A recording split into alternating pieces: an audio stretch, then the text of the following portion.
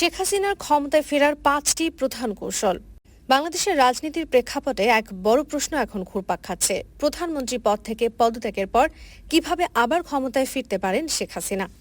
দীর্ঘ প্রায় 1.5 দশকের শাসন শেষে আওয়ামী লীগের রেজিস্ট্রেশন বাতিল এবং বর্তমান রাজনীতিতে বিরূপ পরিস্থিতির মুখে দাঁড়িয়েও শেখ হাসিনা ও তার অনুসারীরা আশা হারাননি, বরং বিভিন্ন স্তরে তারা ভবিষ্যতের জন্য নতুন কৌশল ও কর্মপন্থা গ্রহণ করেছে।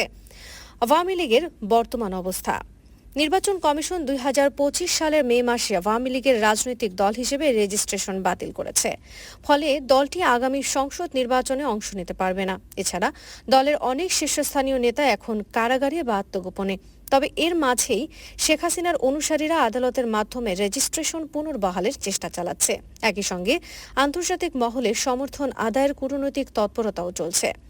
ক্ষমতায় ফেরার 5টি কৌশল। আইনি পথে ফেরার চেষ্টা। 1. দলীয় রেজিস্ট্রেশন বাতিলের বিরুদ্ধে হাইকোর্ট ও সুপ্রিম কোর্টে আপিল করা হয়েছে। আদালত আওয়ামী লীগের পক্ষে রায় দিলে তারা আবার নির্বাচনে অংশ নিতে পারবে। 2. আন্তর্জাতিক চাপ ও সহানুভূতি। যুক্তরাষ্ট্র, ইউরোপীয় ইউনিয়ন, জাতিসংঘ সহ বিভিন্ন দেশের কূটনৈতিক মহলে আওয়ামী লীগ ইতোমধ্যে অভিযোগ করেছে যে বর্তমান সরকার একদলীয় ব্যবস্থা চালু করছে। 3. জনগণের আস্থা পুনর্গঠন। নতুন সামাজিক যোগাযোগ মাধ্যম এবং ডিজিটাল প্রচারণার মাধ্যমে শেখ হাসিনার উন্নয়ন কর্মকাণ্ড আবার তুলে ধরা হচ্ছে। তরুণ ভোটারদের কাছে পুরনো স্থিতিশীলতার বার্তা পৌঁছে দিতে কাজ চলছে।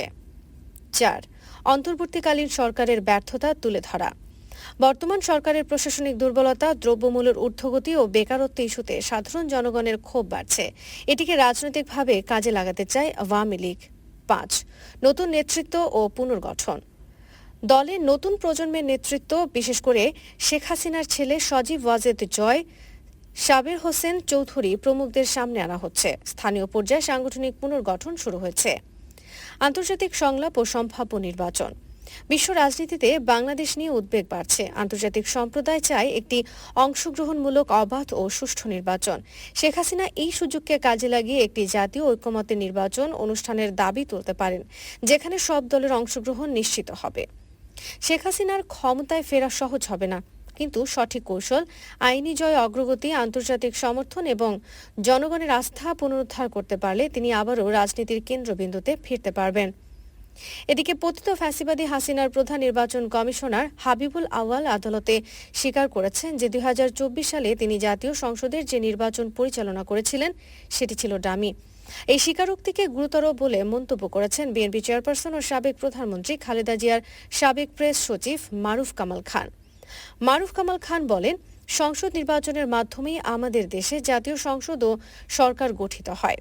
সংসদের সংখ্যাগরিষ্ঠ সদস্যদের আস্থাভাজন সদস্য প্রধানমন্ত্রী হন। প্রধানমন্ত্রী মন্ত্রিসভা গঠন করেন। সংসদ আইন পাশ, বাজেট বরাদ্দ এবং রাষ্ট্রপতি নির্বাচন করে। সরকার সশস্ত্র বাহিনী, আধা সামরিক বাহিনী, আইন শৃঙ্খলা রক্ষা বাহিনী, সিভিল প্রশাসন ও সব রাষ্ট্রীয় এবং সাংবিধানিক প্রতিষ্ঠানের নিয়োগ, পদোন্নতি ও বদলি করে থাকে। তিনি বলেন, ডামি নির্বাচনের মাধ্যমে ভুয়া জনপ্রতিনিধিদের নির্বাচিত বলে ঘোষণা করা হয়। সুষ্ঠু নির্বাচনে এই ভুয়ারা নির্বাচিত হতে পারত না, অন্যরা বা অন্য দল নির্বাচিত হতো।